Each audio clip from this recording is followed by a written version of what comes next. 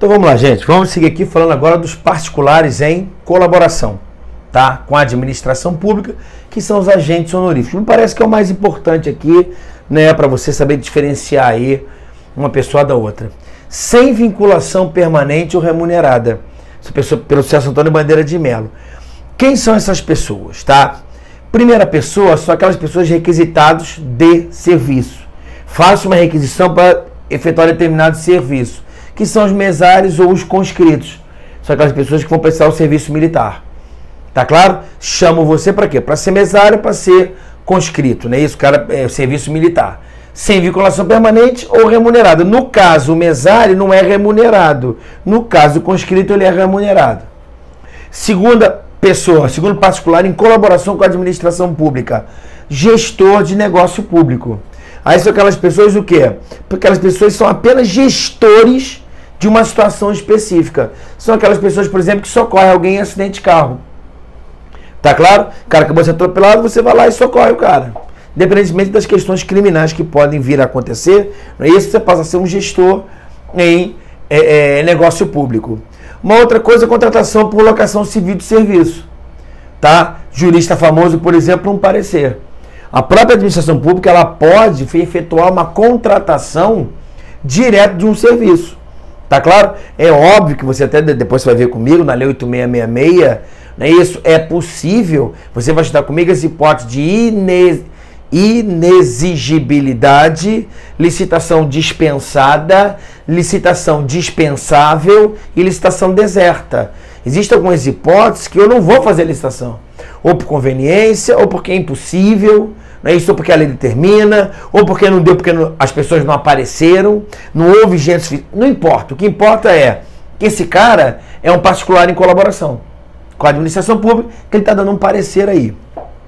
Eu também tenho os particulares em colaboração concessionário e permissionário, tá? Concessionário e permissionário são aquelas pessoas que celebram um contrato com a administração pública, tá claro?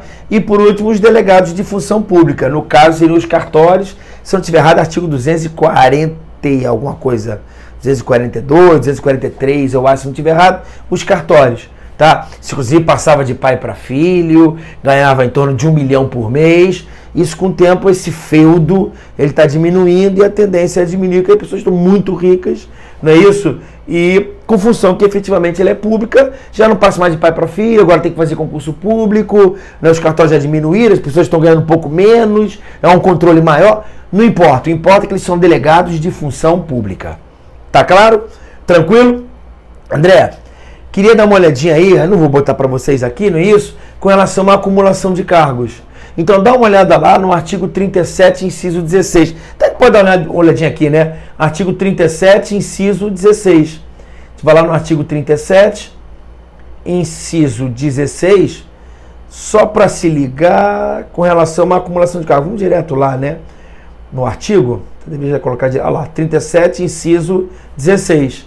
É vedada a acumulação remunerada de cargos públicos. Então eu não posso acumular cargo público, exceto quando houver primeiro requisito, compatibilidade de horários.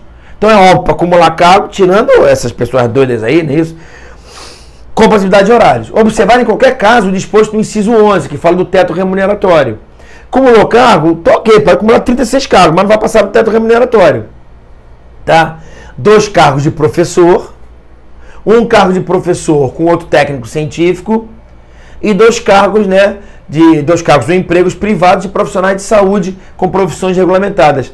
Deu uma ampliada aí, né, isso, com relação a só médico, agora é claro, né, profissional de saúde com profissões regulamentadas. Tranquilo, tá? Até o inciso 17, ó, a proibição de acumular estende-se a empregos e funções e abrange autarquias, fundações, empresas públicas, sociedade de economia mista, suas subsidiárias, sociedades controladas, direta ou indiretamente pelo poder público. Tá claro? Beleza? Inclusive é bom você dar uma olhadinha também lá no inciso 11, que fala do teto remuneratório. Tá claro? Quando a gente começar a falar de vencimento, que são os vencimentos mais os adicionais, a remuneração mais os vencimentos, vencimento tem um montão de coisa lá para gente conversar, o que importa é que a remuneração e o subsídio Pô, vou botar aqui que remuneração é de agente administrativo e subsídio de agente político. É, mais ou menos. Tá claro? Dos ocupantes de cargo, função, emprego público da administração direta, autárquica fundacional, membros de qualquer dos poderes da União, do Estado, estão adstritos ao teto. E quem é o paradigma do teto? Ministro do Supremo Tribunal Federal. Tá claro? E com relação a estados e municípios, eu tenho um limite de 90,25, cadê? 90 inteiros e 25 centésimos por cento do subsídio mensal uma espécie. Então eu tenho que analisar no federal 90,25% dos estados do que ele é remunerado. Não importa. O que importa, aliás, importa muito. O que importa é que essa acumulação de cargos, já sei quais são os cargos acumulados, mas estão adstritos ao teto remuneratório. Tá claro? Uma outra questão também é com relação ao vereador, né? Artigo 38, inciso 3º. Tu vai lá no 38, inciso 3º, ó. Investido no mandato de vereador, havendo compatibilidade de horários, perceberá as vantagens de seu cargo, emprego ou função, sem prejuízo da remuneração do cargo eletivo. E não havendo compatibilidade, será aplicada a norma do inciso anterior. O que é? Do prefeito. Tá claro? Que ele vai ser afastado do cargo, sendo facultado a optar pela remuneração. É isso? Então, por exemplo, o militar, por exemplo, que passa, policial civil, para não ter problema nas vedações, né?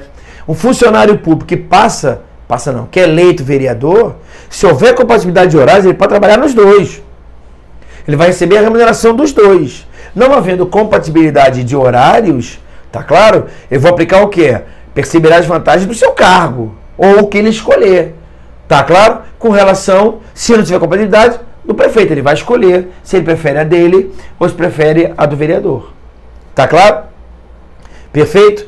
Tem também dos juízes, lá no artigo 95, inciso 1º, e tem também dos promotores também, artigo 128, parágrafo 5º, inciso 2d. Dá uma olhadinha lá, porque é muito específico quando eu falo de juiz e promotor. Tá claro? Não acredito que para você vai cair juiz e promotor, a não ser que você faça um concurso específico. Mas vereador, como é representante do povo e profissional de saúde e educação, então aí e magistério, é possível isso aí. Tá claro?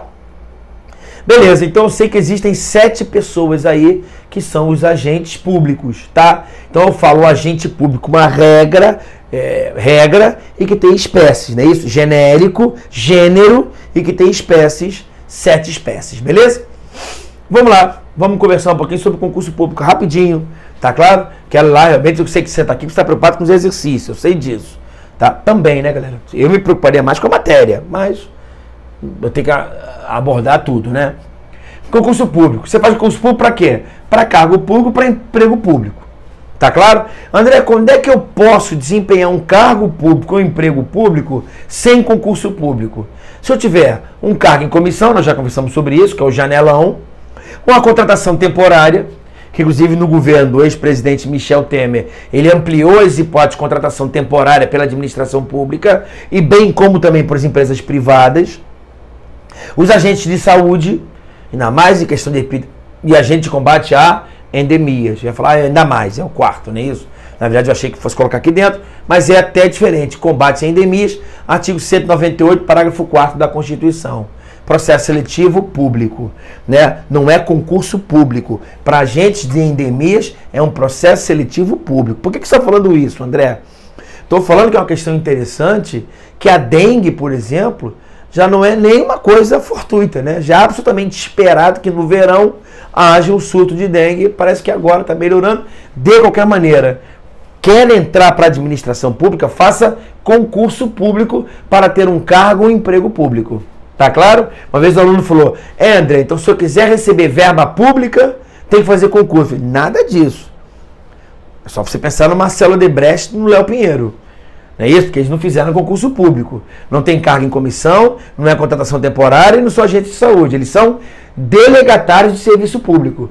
Ele vai prestar um serviço público ou uma obra pública e vai ser remunerado por isso.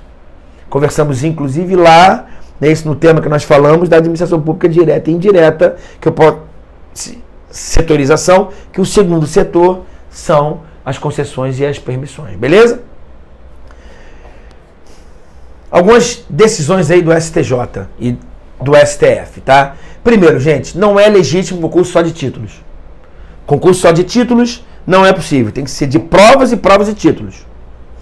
Súmula 685 do Supremo, tá? O que ela diz? Servidor não pode ser investido em outro cargo de outra carreira.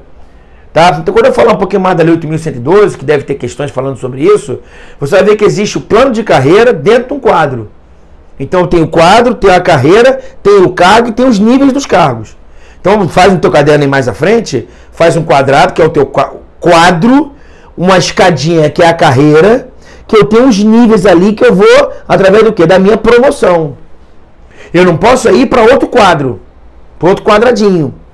Que aí seria, no caso, seria, se eu não posso sair da carreira, que seria a ascensão, e não posso ir para outro quadro, que seria a transferência. Então, no ordenamento jurídico brasileiro, pátrio, pela Constituição, não se admite a ascensão e a transferência. Tá claro? Então, se você fizer um quadrinho com uma escadinha, é óbvio que aqui é por promoção. Você é promovido dentro da escada. Se eu tiver um quadro, eu tenho o meu quadro e aqui eu tenho a minha escada. André, se eu sair daqui para cá, eu sou o quê? Eu sou promovido. É possível que tenha níveis aqui dentro? Perfeitamente. Tá claro? André, dentro desse quadro pode ter outras carreiras? Pode. Me dá exemplo. Polícia Civil. Eu tenho quadro de inspetor, tenho quadro de delegado, tenho quadro de papiloscopista. Tá claro? E eu tenho também outro quadro também, que é da Polícia Federal. Outro quadro do Tribunal de Justiça, que tem as carreiras dele lá. Se eu sair desse quadro para esse quadro, não pode. Até posso vir para cá, mas tem que fazer o CP, o concurso público. Para sair deste quadro, que é um quadrado, para cá, tem que fazer o quê? Concurso público. Como é que é o nome disso? Sair desse quadro para cá? É transferência, não pode. Agora, André, e se eu sair dessa carreira para outra carreira melhor?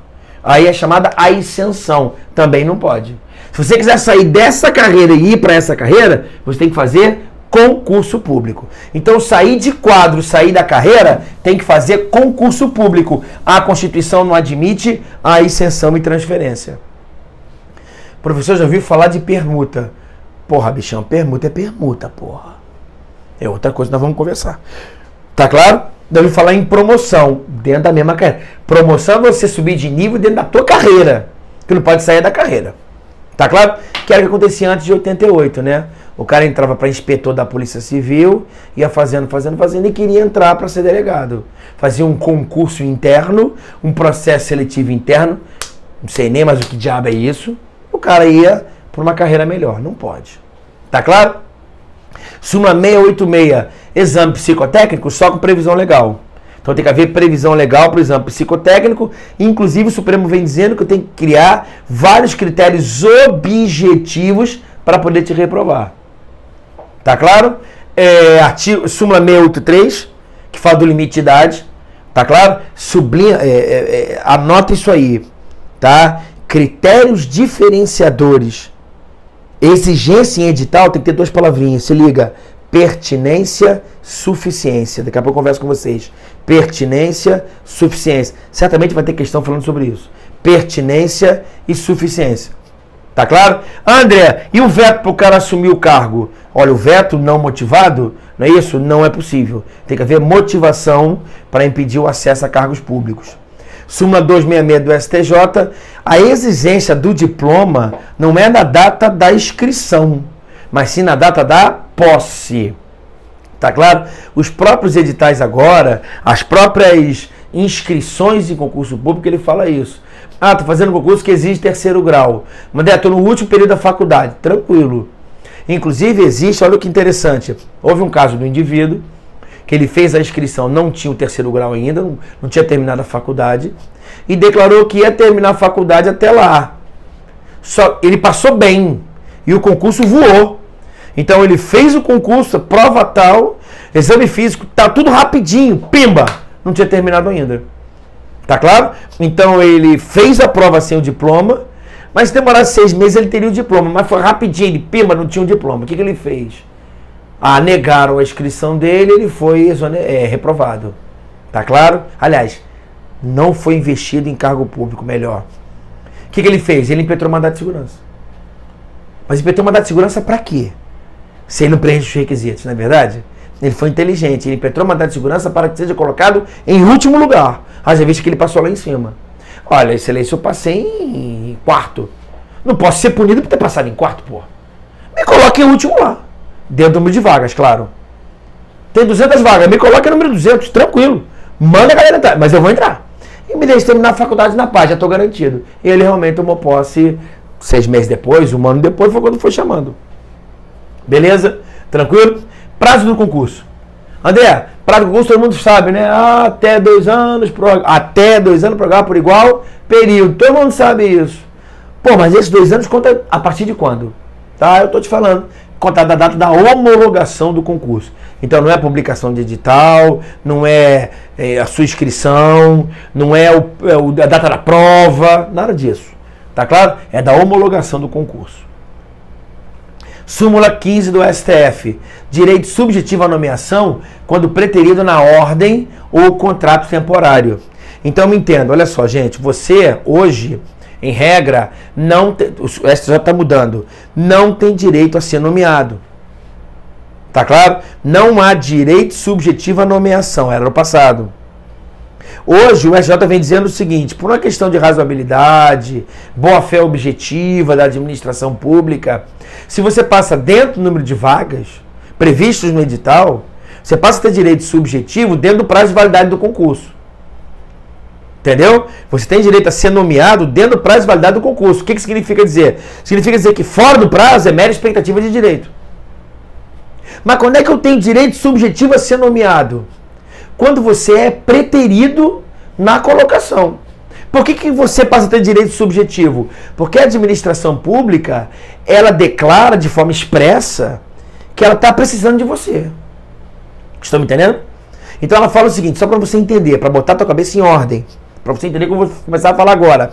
Quando abre-se o concurso para 30 vagas, no prazo de 2 anos, ela está dizendo que no período de 2 anos ela precisa de 30 pessoas.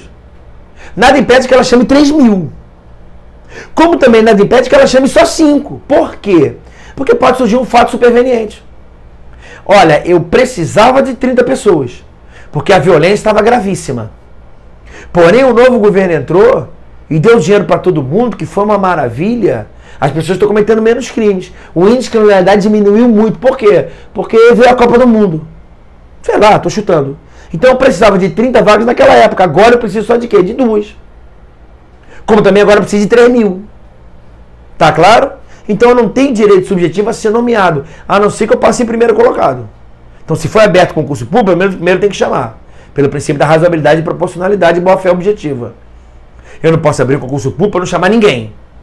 Por outro lado, eu passo a ter direito subjetivo à nomeação, se eu passei em quarto, a administração chamou o primeiro, o segundo, o terceiro e o quinto. Se ela chamou o quinto, é porque ela precisa de mais um. Se há mais um, tem que ser o quarto, que sou eu que estou na ordem. Súmula 15, né? Isso, você tem direito subjetivo à nomeação quando preterido na ordem de colocação do concurso ou então na hipótese de contrato temporário. A STJ, sexta turma, ela falou o seguinte: há direito subjetivo à nomeação dentro do número de vagas. Ah, André, estou entendendo. Por isso que são abertos concursos para cadastro de reserva. Para quê? Para dizer que não tem vaga. Fica na tua aí. É só no país como o nosso mesmo que é essa vagabundagem. Estão abertos concursos para dono do mundo. Pô, quero ser. Quantas vagas? Cadastro de reserva. Você está me dizendo então que eu vou ter que estudar para ser dono do mundo? Vou fazer um curso, vou pagar, vou fazer inscrição, vou estudar, vou passar na prova e passo para ser chamado? É. Quem manda querer ser dono do mundo? Tá claro? O que falou aqui da sexta turma do STJ? Cara, tem que abrir pelo menos uma vaga. E se forem abertas 10 vagas, passou entre os 10, tu vai ser nomeado. Dentro do prazo de validade do concurso. Em razão do quê? Moralidade administrativa e boa-fé. Tá claro? Agora também o STF está falando isso no recurso extraordinário 581-103 de Santa Catarina. Me parece absolutamente razoável e boa-fé, né, cara? Tá claro? Eu não posso abrir um concurso, porque no passado era o seguinte: ora, em 2017, eu abri concurso para 30 vagas para Polícia Rodoviária, Policial Civil. Agora, depois que eu fiz o certame, eu fiz o remanejamento. Algumas pessoas pediram o retorno dela porque se aposentaram. Outros caras que estavam enfermos voltaram. Eu não preciso mais de 30, só preciso de 2. Não preciso mais ninguém. Isso ofende a boa-fé e a moralidade administrativa. Está claro? Não se aplica a teoria da perda de uma chance, tá? Eu não vou falar de direito civil com vocês, mas houve pessoas que fundamentaram assim, olha, quando eu estudei para o concurso da PRF e não fui chamado, eu quero que o Estado me indenize, porque eu estudei 12 horas por dia para essa desgraça desse concurso e deixei ele estudar para a Polícia Civil, para o TJ, para o TRT, para a PQP. Não cabe esse argumento não, que é a perda de uma chance. Tá claro? Obter a situação melhor futura, desde que real, seria e lhe proporciona efetiva condição pessoal. Tá? Então você teria que provar efetivamente que você teve um prejuízo ao ter sido preterido na nomeação. Tá claro? É uma linha básica, galera, senão eu começo a perder muito tempo com a aula aqui, eu não consigo matar os outros pontos da proposta que eu fiz para vocês, tá? Momento da vida funcional. Professor, o que eu tenho que fazer na minha vida? Ó, tu tá no número 1, tá? Tá fazendo um concurso público. Quando vai fazer concurso público, qual é a segunda parte? Você vai ser aprovado nesse concurso público. Depois vai ter o quê? Vai ter a fase de provimento do cargo público, que é nada mais é do que o preenchimento do cargo público. Como é que preenche? Através de um procedimento administrativo com o nome de investidura, que tem a nomeação, a posse e a entrada em exercício do cargo. Tá claro? Faço o concurso, a aprovação do concurso, que você já viu comigo, o ato administrativo, né, que é a aferição de legalidade, de que tudo ocorreu de acordo com a legalidade. A aprovação é quando eu passo o número de vagas, não é isso? Errado. A aprovação é ato administrativo, que afere que todo o certame foi legal. Inclusive, se tudo foi legal, esses são os caras aqui que serão escolhidos. A aprovação não é dizer para você, pô, valeu, bacana. É dizer que tudo agiu de forma legal e tem uma lista das pessoas que preencheram os requisitos legais e passaram na prova na ordem de classificação. Perfeito? Tem o preenchimento, tem a assinatura do termo de posse, tem a entrada em exercício. Entrou em exercício, eu quero que você seja um cara bacana, bom, assíduo, responsável. É o teu estágio probatório. Estágio probatório, nos últimos 3 meses tu fica lá num período de limbo, você é confirmado. Tem a confirmação que você passou no estágio probatório. Mais 3 meses você fala, caramba, agora eu tenho a estabilidade e não a vitaliciedade. Sou estável, André, faço o que eu quiser, certo ou errado? É quase isso, cara. Faça o que você quiser. Menos algo que lhe dê uma sentença judicial condenatória que transita em julgado, que você sofra um processo administrativo disciplinar, que não haja uma aferição negativa na tua avaliação periódica de desempenho. Tá claro? Até esses 3 aí depende de você. André, como é que eu perco esse cargo agora aqui? Sou estável, André. Como é que eu perco? Ih, meu irmão, é só não ter sentença judicial condenatória transitada em julgado, não sofra um processo administrativo disciplinar, que ele seja garantido contraditório na ampla defesa, e não tem uma avaliação periódica de desempenho. Você tem que trabalhar de forma adequada, de acordo com a corregedoria e com os órgãos de fiscalização. Até aí depende de você. Maravilha, ok. Só que eu mando você coçar o outro lado da cabeça agora. Cara, olha só. Tu pode vazar também sem depender de você. Sério? Quem gastou demais não foi você, foi o teu chefe. Que chefe? Governador do estado, presidente e prefeito. Ele gastou mais de 60% com o pessoal, estado e município, ou 50% com a União. Tá claro? Aí o que acontece? Se tá gastando muito com o pessoal, começa a bicar a galera. E quem são as pessoas que são bicadas? Tem uma ordem. São as pessoas que passaram antes de 88. Não é isso? Que aí no caso agora está todo mundo aposentado ou morto, eu acho. Não é isso? Estou falando de 30 anos, no serviço público. Sei lá. Se não morreu, certamente já está aposentado. São as pessoas que têm cargo em comissão e função de confiança, que eu vou mandar embora, até 20% vou mandando embora. Tá claro? Difícil mandar esses caras, porque é tudo apadrinhado, tudo irmão de irmão, sangue do meu sangue. Tá claro? Começa a mandar as pessoas embora, os não estáveis. Os que ainda não têm 3 anos de efetivo exercício. Então você que é estável, você fica, caramba, se gastar demais eu tô na mira, cara, o teu tá na mira, mas tem uma galera que tá na tua frente. São os caras que entraram antes da Constituição, que nem fizeram concurso público. São os caras que têm cargo e comissão em função de confiança, que eu vou mandar tirar da função de confiança cargo e comissão para dar uma enxugada. Depois eu vou chamar todo mundo que fez concurso público, mas ainda não são estáveis. Aí só depois que tu vem pra cá. Tá claro? Tá tudo na Constituição, depois eu vou bater com vocês. Fazendo exercício, primeiro eu resolvo o exercício, depois eu paro a aresta, eu preciso fazer exercício. Tá? E depois, evidentemente, com estabilidade, trabalha que nem um corno e depois sai do cargo. Tchau, fui embora, valeu. Vou terminando já. André, cargo público. O que é cargo, hein? Olha, cara, cargo é um conjunto de atribuições e responsabilidades. Previstas aonde? Previstas na estrutura organizacional. Então, o cargo nada mais é do que um conjunto de atribuições e responsabilidades previstas no teu estatuto. Cargo vago pode ser extinto por decreto. Artigo 84, inciso 6 da Constituição. Decreto é ato privativo do chefe do Poder Executivo. Se liga. Presidente, governador, prefeito. Ah, então ele também pode criar? Pode criar. Mas aumenta a despesa? Sim, tu tem que ter previsão orçamentária. Tá claro? Para extinguir, bacana, fica a sociedade feliz. Se está extinguindo é porque não precisa, estou pagando menos, está bacana. Agora, para criar cargo público, meu amigo, peraí, tu está aumentando a despesa. Tá claro? Eu tenho que ter uma lei orçamentária dizendo o seguinte, a fonte de orçamento, a fonte da receita.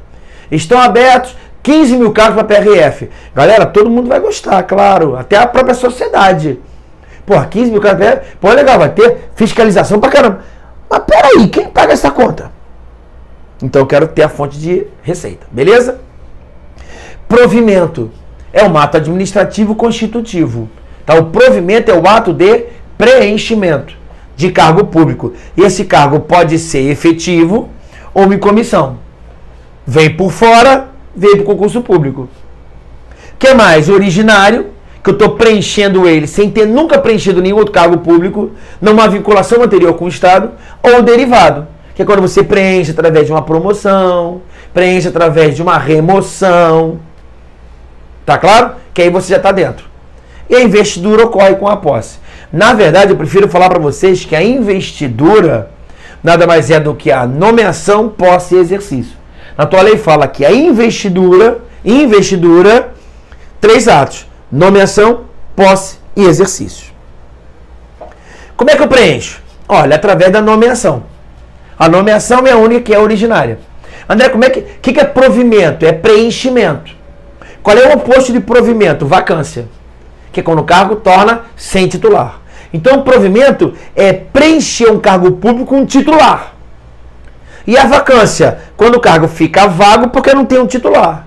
Por quê? Tu vai ver comigo. Porque ele morreu, foi exonerado, foi demitido, foi promovido. A promoção é forma de provimento, como também é forma de quê? De vacância. Isso é óbvio, né? Se eu estou saindo do meio degrauzinho, o degrau lá está preenchido, mas o degrau de baixo está vazio.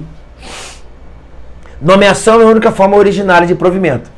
Tá? Agora, tem o provimento derivado, que é o quê? É o cara que é promovido. A promoção, eu estou falando quando o cara está dentro da mesma carreira, que é aquela escadinha. A readaptação. O que é readaptação? Readaptação é uma limitação sofrida na capacidade física ou mental.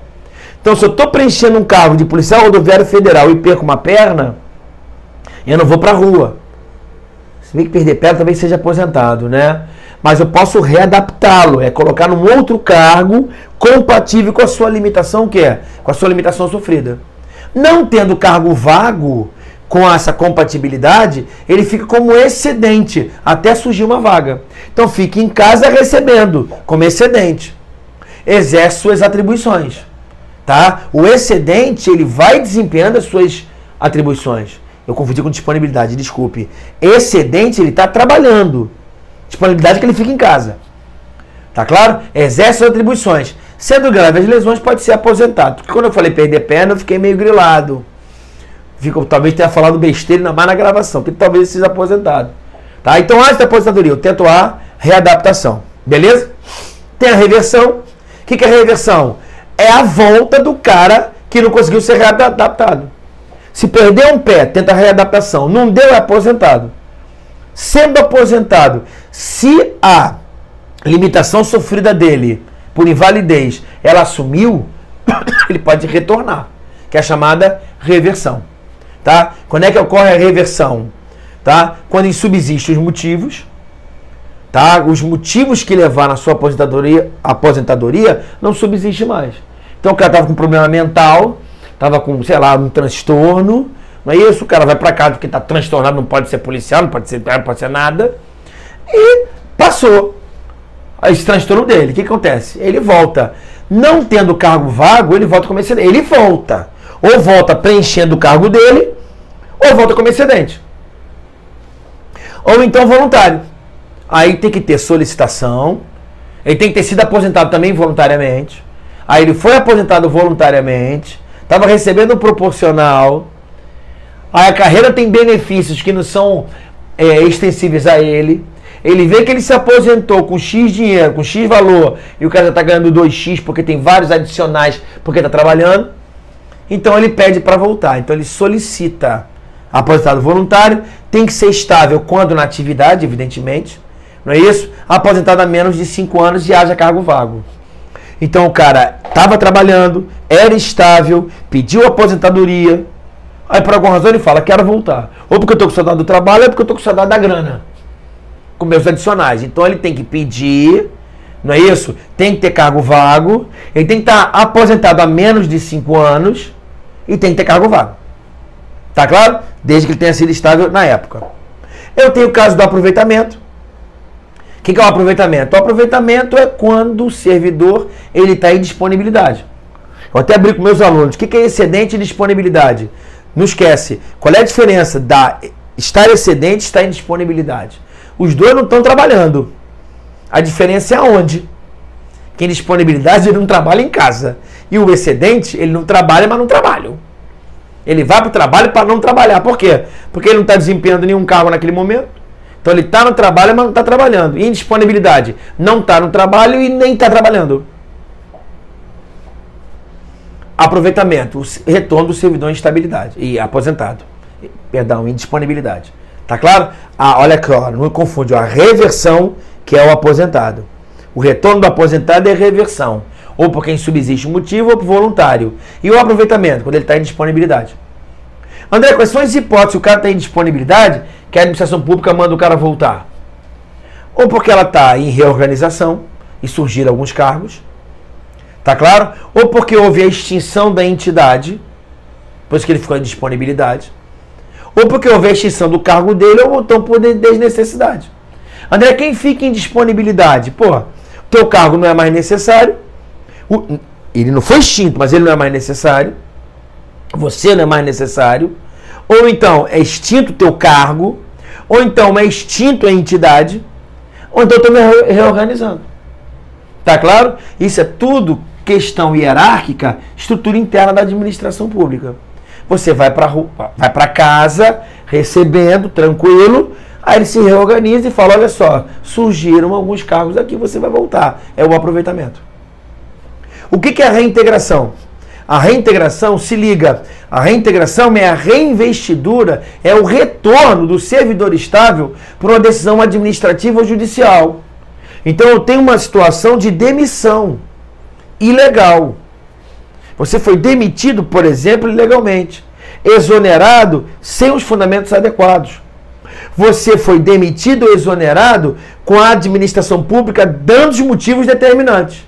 E você consegue provar que os motivos não subsistem. Você vai ser reintegrado. Ou por decisão administrativa ou por decisão judicial. Tá bom, fui reintegrado, mas o cargo está extinto. O que eu fico? Fico em disponibilidade. Volto, meu cargo não está vago, meu cargo foi extinto, o que acontece? Meu cargo foi extinto, fico em casa recebendo. Tá claro? Então, a hora de ser reintegrado, se o cargo não existir, eu fico em disponibilidade. Você vai entender que ele pode estar preenchido por alguém. Aí o cara vai ser reconduzido para o cargo anterior dele. Entendeu? Saí porque fui demitido.